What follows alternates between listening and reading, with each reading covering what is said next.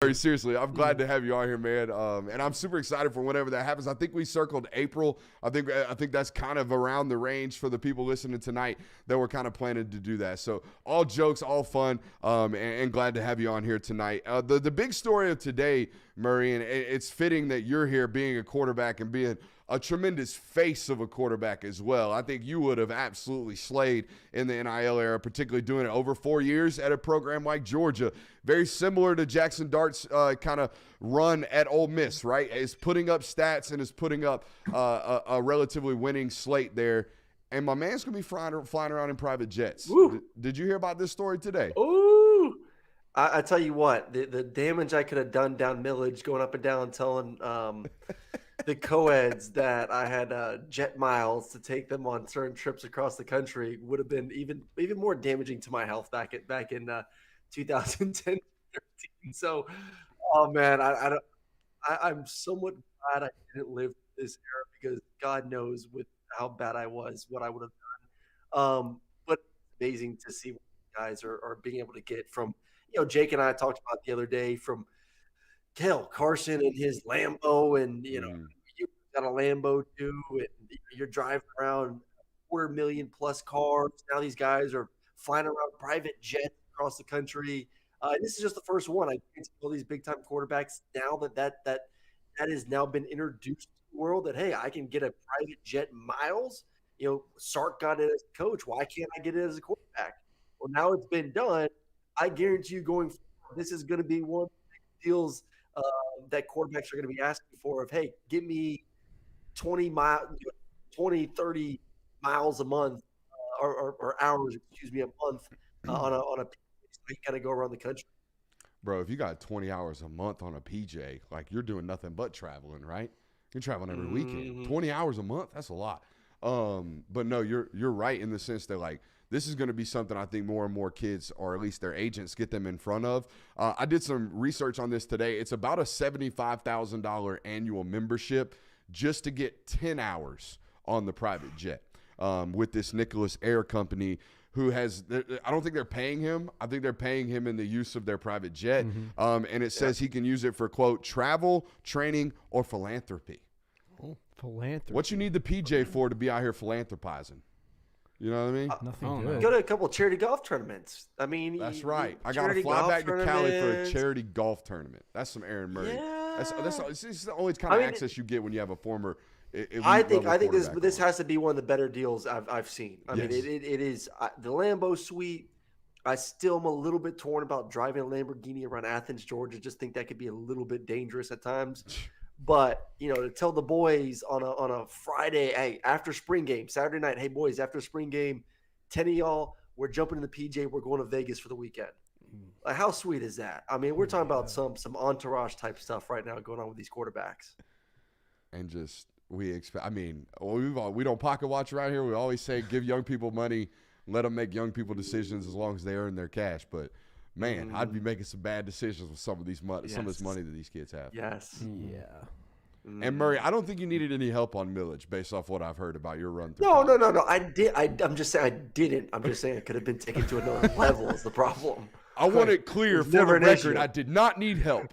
I was not using performance-enhancing drugs. Yes, did not. But it could have been. It could have been worse. Hey, while we're talking about these guys, what do you think about Ole Miss this year, man? A lot of anticipation, a lot of hype. I think the on paper they should be a top 3 offense just off rip. Yeah, I mean, listen, I love. First off, all jokes aside about Jaxson Dart and his NIL deals he's getting, I think he's a hell of a quarterback. I go back to 2 years ago watching him in the system, and I really liked it. Athletic guy, can run, can change up the arm angles. Was he perfect? No, but as his first year really playing with Lane Kiffin, and I was a little amazed to see what Lane did in the portal in the offseason. Going out there getting a couple guys, especially a guy with some experience from Oklahoma State and Spencer Sanders. But I always felt like this was his job, and maybe that was a way of him kind of pushing him a little bit, whether it was off the field or on the field. And I thought he had a hell of a season last year. And now you throw in Juice Wells to go with Trey on the outside as well. It's all going to be about what the offensive line looks like. I think the weapons are going to be great. I think Dart is a hell of an athlete. His legs, his arms, decision making. Year 3 in the system, I think he's going to be perfect. It's really. I think the defense is going to be improved with the improvement they got through the portal as well.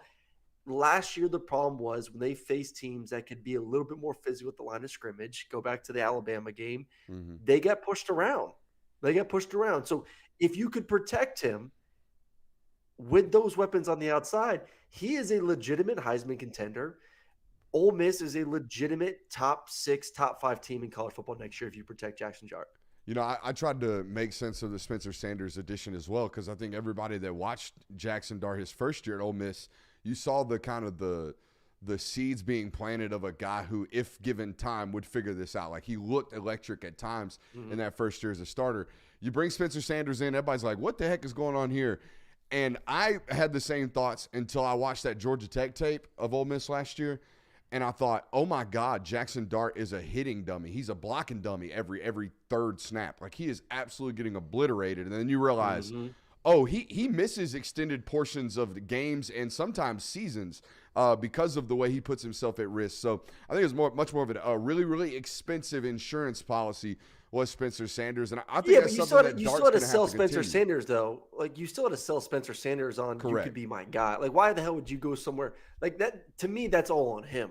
Correct. If I'm going to use my one free transfer, I am not going to a place where the starter had better stats than I did the previous season and is younger than me. So I thought it was silly, but still, like, there was a notion out there of, obviously we understand, like, this is a world nowadays where no one wants to be patient. Like, yeah, you and I maybe saw the glimpses of really good quarterback play year 1 under an incredible offensive mind in Lane Kiffin, but people want perfection and they want it now. So if I can go into the portal and get a guy that's played what Spencer Sanders started, 3 or 4 years, had a lot of success, is a dual threat guy now because we've seen more of him. No one wants to be patient. That's the problem in today's world with transfer portal and NIL and coaches moving and everything else. Is like, man, you got to have your X's and everything all ready to go right away, or they will find someone else in the portal to take your spot.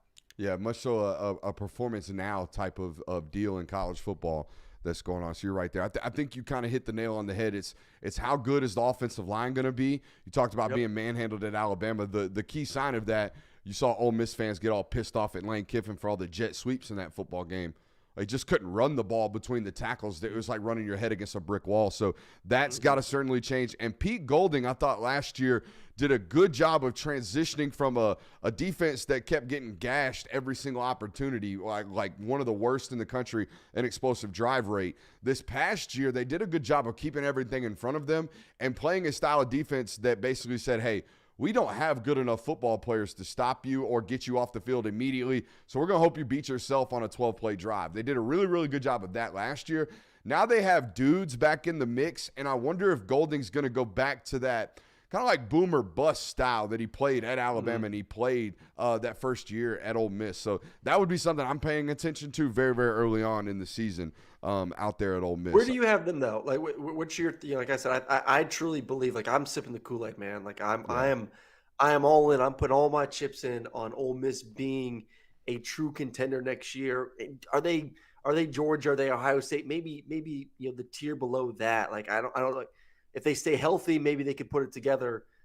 But are you as high on them as a lot of people, myself, or are you kind of saying, like, yeah, I still got to prove it to me a little bit? You know, it's still February, right? But I have them currently, like, if you made me do the SEC standings today, I would go Georgia 1, Texas 2, Ole Miss 3. So I think they're kind of outside of that preliminary discussion. I think that's where we all had them, right, boys? Yeah, and I mean, like, but still a top 10 team. Correct. Yeah, and I mean, you look at their schedule; it's very. I mean, they should start 5-0, no problem with that. I think their first real challenge is LSU that's in November. So is that at Death Valley? Where's that at? Yeah, they have one of the it's at easiest Death schedules in college football, at least for SEC standards. To get there, like, you put together that roster, year 3 quarterback, probably the best tandem of receivers in the SEC, along with an improved defense. I mean, they put all their chips in, man. It's we're spending all this money for this season, and I think it'd be a huge disappointment if they're not one of the 12 teams in the playoffs when it's all said and done. Is there no Bama on that schedule? no. So that's a Georgia and LSU schedule. Yeah, Georgia, and Oklahoma. Georgia, LSU, Oklahoma. Those are the only tests. The other ones are Arkansas. When do they get Oklahoma? They get Oklahoma right at. They get LSU on October 12th, a bye, and then they get Oklahoma. So midway through the season. Yeah. I was thinking you get Oklahoma earlier in the year this year. I think you're going to have a good opportunity to beat them. I think you let Jackson Arnold get comfortable in his first year starting. They're going to be harder to beat towards the end of the year. But yeah, I got them about right there, Murray. You know, top. They should be a top 11 program, which means they should be in the college football playoff. You're 100% right there. That we haven't set the bar for them. But that's the bar this year for Ole Miss. If you don't make a college football playoff, you're not in hot water. But they're going to be pissed off in Oxford. Okay, so I have a question. I have a question for y'all then. If you have Ole Miss at 4, who's 5? Is it Mizzou or Bama? So I have them 3, and then it's a toss-up at 4 between all those schools. Mizzou, God, how Bama, crazy is that? Tennessee. What's up? I mean, that's just crazy that we Bama has fallen that far already. I mean, it's true though. I mean, it really is true of where they're and Hunter Lacey in the chat says hot take Brady Cook is superior to Jaxson Dart. That is a negative. That is a negative. I really like Brady, man. I've covered Brady a bunch the past couple of years and just seen his development. I actually had Chase Daniel on my show this earlier this afternoon on Snaps, and we talked a lot. What? That was Chase? No, I just said MIZ, hoping that someone would say ZOU. I was trying not to interrupt you while interrupting you. Continue. No, you're good. I still got that echo in my ear. I hear you like 10 times, but your boy's staying concentrated no matter what. Locked in. He likes Brady Cook. He's a Missouri guy, so I get it. But I think Jaxson Dart is I think Jaxson Dart's a legit Heisman candidate. I would not put Brady Cook necessarily in that category right now. So I would go Georgia 1, Texas 2. Ole Miss 3, Tennessee 4. Ooh. Big Nico guy. I'm a big Nico guy. Alabama 5, Missouri 6. Damn. Tennessee fans won't believe this, but I'm a big Nico guy myself. Also pro NCAA.